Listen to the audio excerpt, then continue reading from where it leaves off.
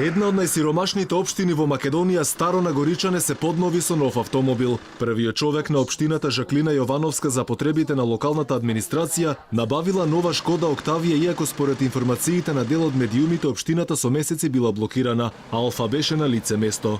Ова е автомобилот Шкода Октавија, која општина Старо Нагоричане го набави за своји потреби. А ова е договорот за јавна набавка на стоки по пат на финансиски лизинг, издаден од општина Старо Нагоричане. Автомобилот според градоначалничката бил набавен на лизинг според системот за јавни набавки, чинел 21.727 евра и ќе се плаќал на 36 рати. Таа во изјава за Алфа вели дека имале потреба од такво возило.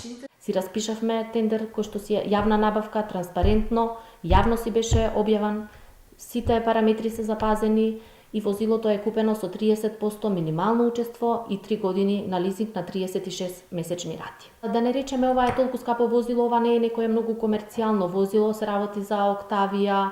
Откако го купиле возилото, скромно се почастиле во општината. Јовановска ги демантира сите информации дека имало луксузна трпеза со морски плодови.